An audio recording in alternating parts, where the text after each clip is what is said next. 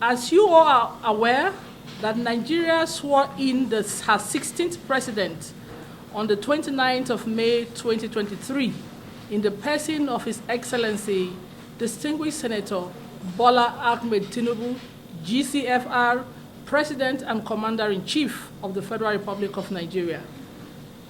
It is no news that well-meaning Nigerians all over the world and the international community at large are applauding and giving our dear President ovations for his giant strides thus far, his decisiveness in tackling and containing serious serious national issues, and the transformational reforms and the socio-economic policies and initiatives he has brought to the table in less than just 30 days in office. These bold steps are gradually resulting in accelerated relief and reassurance of hope in the President's renewed hope agenda for not just Nigerians but the entire African continent. As stakeholders in the Nigerian project, we have deemed it imperative to use this medium to call on all selfless, well-meaning Nigerians and patriots across party lines everywhere around the globe to shield their swords, with emphasis, to shield their swords and embrace this apparently transformational government of national unity and all-inclusiveness.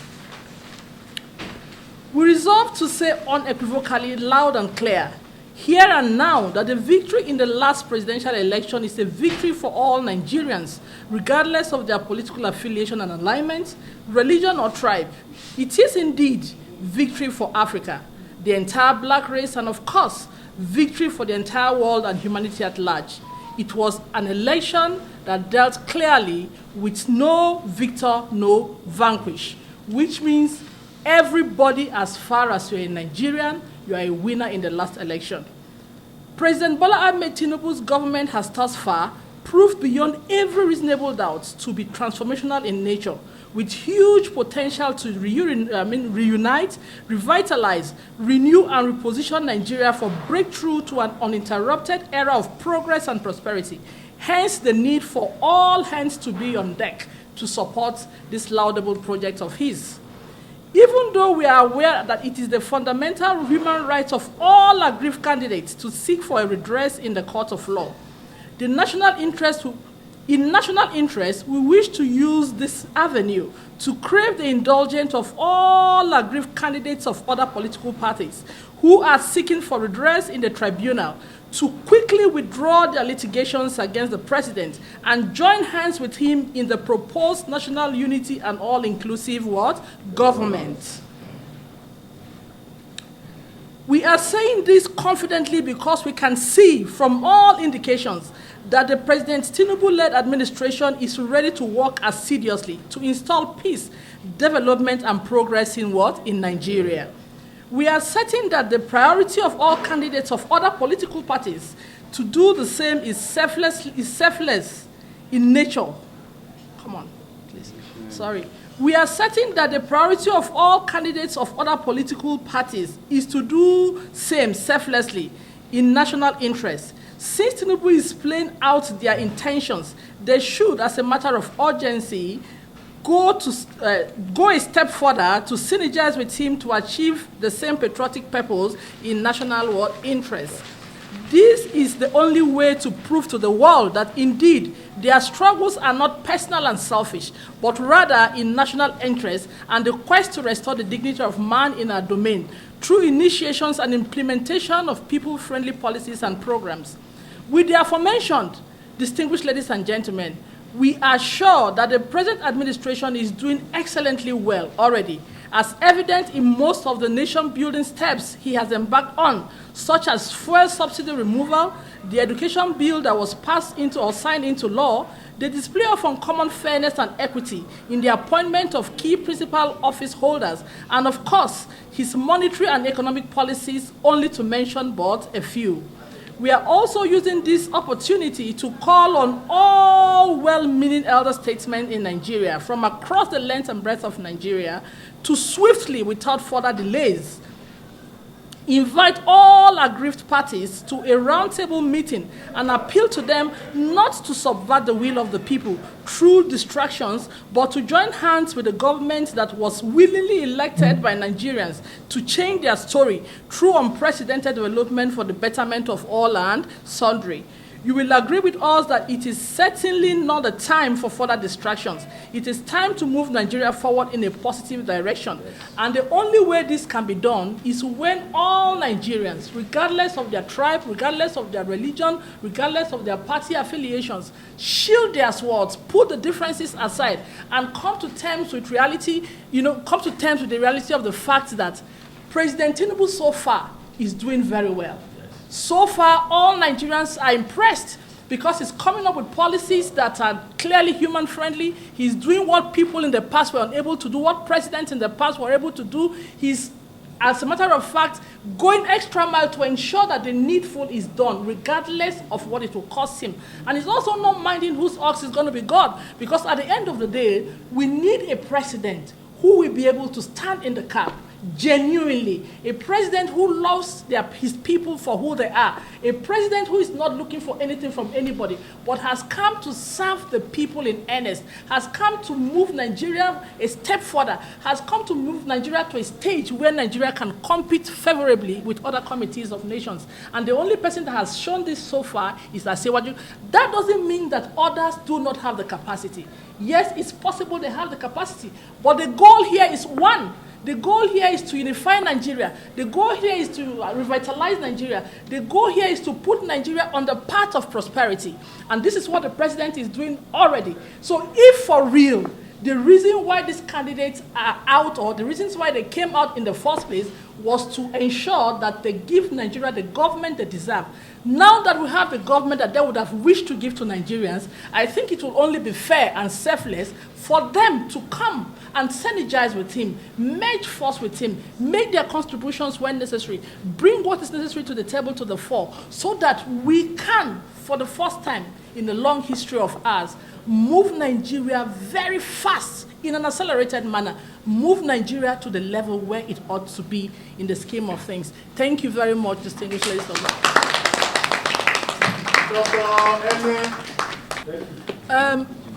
Very quickly, of course, it's not everything you see on the social media that you come to terms with.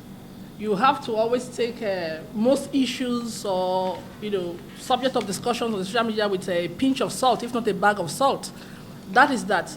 And then number two, what I don't understand is when Nigeria only like to look at things from one perspective and from the negative perspective of it. You understand? The moment His Excellency came on board, one of the foremost agenda he mentioned was to increase salaries across board. Yes. Am I right? Yes. He has emphasized that, he has re-emphasized that, he has said it, and he's willing to do it as soon as possible. Salary increase is what? Salary increase. If someone is selfless, does not mean that he's not entitled to his or her wages. Are you getting my point? If that is being proposed, it's at the president's discretion to know what to do about it based on the points that have been raised. Because let me also bring you to something again. We talk about corruption. Corruption has so many things that triggers it. Like in the civil service, one of the major things that triggers corruption is poor salary and wages. Am I correct? Yes. If there is an amendment to the salary of most civil servants, I'm talking generally now, and of course they are paid what can sustain them and their families, at least to the end of the month, there's no doubt the level and quest for corruption will automatically reduce. Because you can pay your bills, you can pay for NEPA, you can pay for transport, you can pay for water. All these things are bills that must come from the salary. Because as a civil servant, you're not allowed to do two jobs at the same time. So salary is salary. It's left for Mr. President to use his discretion to tackle some of these problems in the best interest of Nigeria. putting all the nitty-gritties into consideration, all the advantages and of course disadvantages. By the time he's able to do that with his team of advisors and the rest of them, they'll be able to come to a compromise on whether that is necessary or not. And the fact that they say they are into selfless service or does not mean that they are not entitled to their salaries. That is the truth of the matter. So we still see that as a rumor because there's no any official statement to that effect yet. Until there's an official announcement, we are still going to treat it as a rumor. Thank you. You see, we overemphasize democracy, and the tenets of democracy. This is the truth. By the way, why the democracy in the first place? For me, I like leaders who think globally, but also act what? Locally. Because at the end of the day, the essence of every leadership and government is to serve the people right. There's nowhere in the world where you have a chaotic situation and the people are properly served. No. What we are saying here is this. Of course, we no longer have a nascent democracy, but our democracy is still immature because of the type of leadership we have had over the years. What we are saying now is this. Now that a leader has come on board to serve the purpose, by the way, during the manifestos, during the campaigns, every candidate had a reason for contesting in the first place. And of course, they came with the slogan of wanting to serve the people, wanting to change the narrative of the people, wanting to see the roads work, infrastructures work, wanting to see schools in section and qualitative schools, wanting to see, world-class hospitals that are, affordable by the people and all of that. These are the major reasons why we elect leaders to serve the people. What we are saying now is this. Now, we have seen someone, we've been into trials and errors for a long time now. We have seen someone who has shown for real that indeed I have the capacity, that indeed I have the track record, that indeed I have done this before and I can do it again, that indeed I'm a detribalized Nigerian, that indeed I'm a Nigerian with focus and I have a clear idea of what Nigeria needs. We are seeing it. It's not just slogan or rhetoric, as the case may be, but it's what you and I are seeing physically. And that is why you have the applause and ovation across party lines. APC, the PDP who were against him before now, are saying, no wonder this man is doing well. The Labour Party are coming online to apologize that we didn't know this man has such capacity. In fact, for many Nigerians as we speak, Tinubu is prayer answered. Yes. We have been looking for a leader who will take us the right direction, a leader with capacity and track record. And this is what we have seen in this man.